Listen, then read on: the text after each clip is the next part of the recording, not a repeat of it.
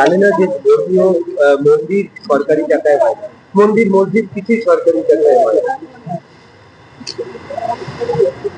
আপনি এমন একটা মানুষকে নিয়ে কোশ্চেন করেন যার না স্থিরতা আছে না ডেপথ আছে, এরকম একটা মানুষকে নিয়ে করেন।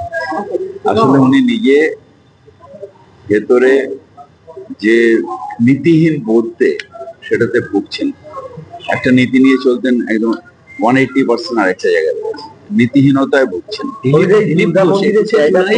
তৃণমূলের মঞ্চে যাবে এরকম প্রচার হয়েছিল, তাই আজকে বিজেপির এক পক্ষ তারা পোস্টার দিয়েছে। কেউ কোনোদিন কেউ প্রচার করে, বিজেপির ওরা পোস্টার দিয়েছে যে বিজেপির যারা প্রচার করছিল দিলীপ দা তৃণমূলে যাবে তাদের গঙ্গা স্নান করা উচিত, এইভাবে গঙ্গার ঘাটে। এটা বিজেপির ভেরোতের ব্যাপার, কি করে না করে নিজেরা লাপালাপি করে, আমার নিজেরাই ঠুসে যায়। ওই দুর্গামোহন ভাই যেটা করা হচ্ছে এটা আমার আইডিয়া নেই।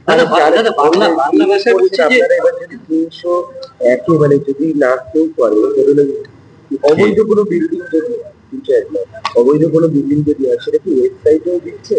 এবারে মানে লোকে ওয়েবসাইটেও চেক করে নিতে পারবে যে কোথায়, সেই সব চেক করে নেবে। যদি কোনো অবৈধ বিল্ডিং হয় আমার তো জানার কথা না, জানলে যে কেসটা করবো সেটা ওয়েবসাইটে দেবো। অবৈধ বিল্ডিং হলে তো আমার জানার কথা না, আমার না জানিয়ে নতুন বিল্ডিং আর অবৈধ হবে না, যার সিস্টেম আমরা করে দিয়েছি।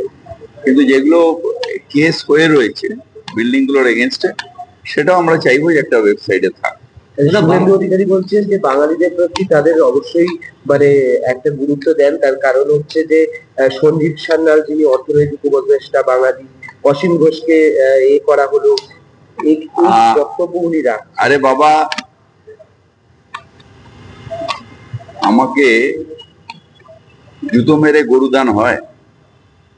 আমাকে চারিদিকে বাঙালিকে মারছো, যে কোনো ডবল ইঞ্জিন সরকারে মারছো, আর এইসব বলে লাভ আছে?